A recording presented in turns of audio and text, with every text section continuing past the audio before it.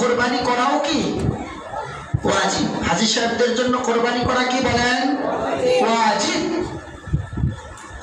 কোরবানির যে পশু জবে করে এখানেও এক বিশাল বড় শিক্ষা রয়েছে। এজন্য আল্লাহ রাব্বুল আলামিন কোরআনে কারীমের সূরা হজ্জের মধ্যে বলেন, লা ইয়ানালাল্লাহু লুহুমুহা ওয়ালা দিমাউহা ওয়ালাকিন ইয়ানালুহুত তাকওয়া মিনকুম। রব্বুল আলামিন তিনি বলেন, তোমাদের কোরবানিকৃত জবাইকৃত পশুর রক্ত কিংবা গোশত আল্লাহ রাব্বুল আলামিনের দরবারে পৌঁছায় না। কেবলমাত্র তোমরা যে তাকওয়া অবলম্বন করো, পশু জবের মাধ্যমে যে তাকওয়া তোমরা অবলম্বন করো, ওই তাকওয়া কেবলমাত্র আমি রব্বুল আলামিনের কাছে পৌঁছে যায়। সুবহানাল্লাহ। আল্লাহর কাছে কি রক্ত মাংস কোনো সময় যেতে দেখছেন? কথা বলেন, দেখেছেন? আল্লাহর কাছে কি যায়? তাকওয়া যায়। আল্লাহর কাছে যায় কি বলেন? কোরবানির পশু জবেহের মাধ্যমে কি যায় বলেন? তাকওয়া যায়। পশু জবেহের মাধ্যমে নিজের পশুত্বকে জবেহ করে দেওয়া। মানুষের মধ্যে পশুত্ব কিছু মনোভাব আছে না নাই? পশুর মতো আচরণ আছে না নাই? যদি না থাকতো, এই যে আপনার কিছুদিন আগে সম্পত্তির কারণে প্রতিপক্ষকে ঘায়েল করার জন্য নিজের কন্যা সন্তানকে মা বাবা চাচি তিনজনে মিলে রাতের অন্ধকারে 32 বিঘা ক্ষেত দখল করার জন্য,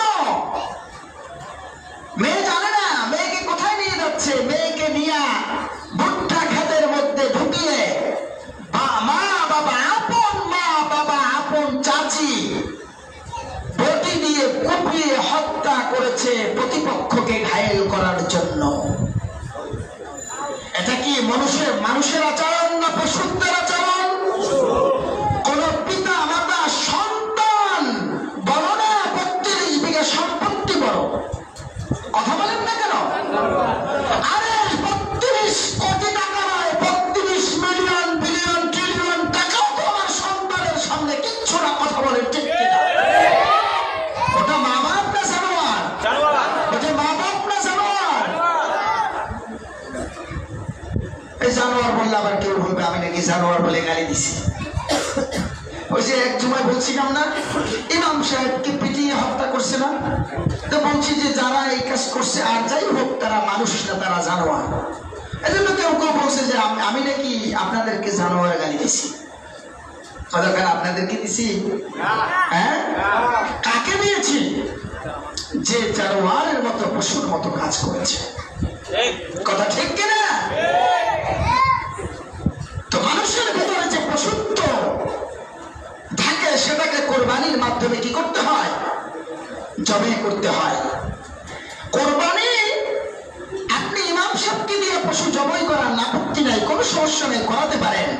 যখন ইমাম সাহেব পশু জবে করবে তখন মনে মনে ধারণা করবেন যে আমার ভিতরে যে পশুত্ব ভাব রয়েছে, এই পশুত্বকে আমি এই পশুর সাথে জবে করে দিচ্ছি।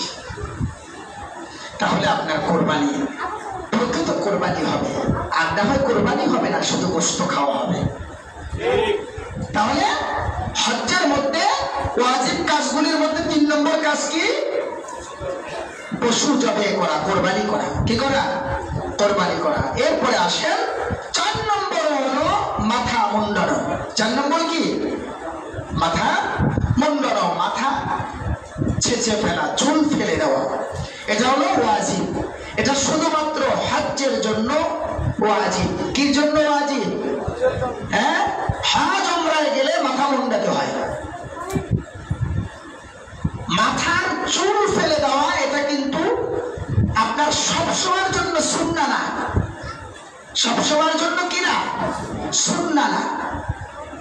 হ্যাঁ, তবে নবজাতক সন্তান, শিশু সন্তান দুনিয়াতে আসলে 7 দিনের মাথায় কি করা? নাম রেখে আকিকার মাধ্যমে চুল ফেলে দেওয়া, এটা সুন্নাহ। এটা কি সুন্নাহ। এবং চুলের সমপরিমাণ ওজন করে রৌপ্য অথবা এর সমপরিমাণ টাকা সাদকা করে দেওয়া, দান করে দেওয়া, এটা সুন্নাহ। এটা কি বলেন? সুন্নাহ। তাহলে চতুর্থ নম্বর কাজ কি? মাথা মুন্ডন। এরপরে আসেন 5 নম্বর কাজ, শাহী করা। শাহী করা কি?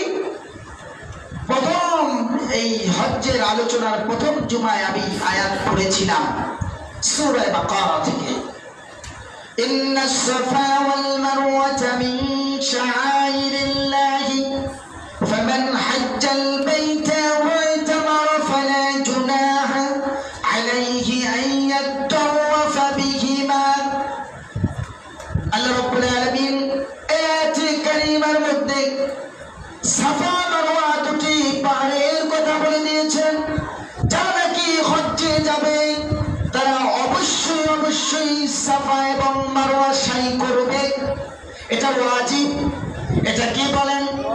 এটা রব্বুল আলামিন ওয়াজিব করে দিয়েছেন। রব্বুল আলামিন তিনি এজন্যই বলেছেন তোমরা যখন হজ্জের উদ্দেশ্যে আসবে তখন তোমরা অবশ্যই অবশ্যই সাফা এবং মারওয়া সাই করবে। সুবহানাল্লাহ। এটা হলো 5 নম্বর। এটা কয় নম্বর? সাই করা, এটা ওয়াজিব। এটা কি বলেন? ওয়াজিব।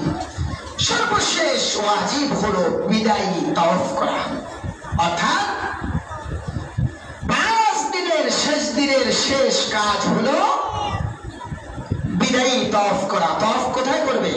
সাফা মারওয়া না, তাওয়াফ কোথায় করবে?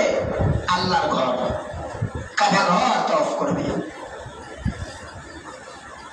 এই কাবা ঘর তাওয়াফের মাধ্যমে হজ্জের বিদায়ী এবং সম্পূর্ণ আনুষ্ঠানিকতা শেষ করবে একজন হাজী। এটা হলো হজ্জের জন্য মূল কি আলোচ্য বিষয়। এটা আমি এই বিষয়টা আমি একটু গুরুত্বের সাথে এই জন্য বলি,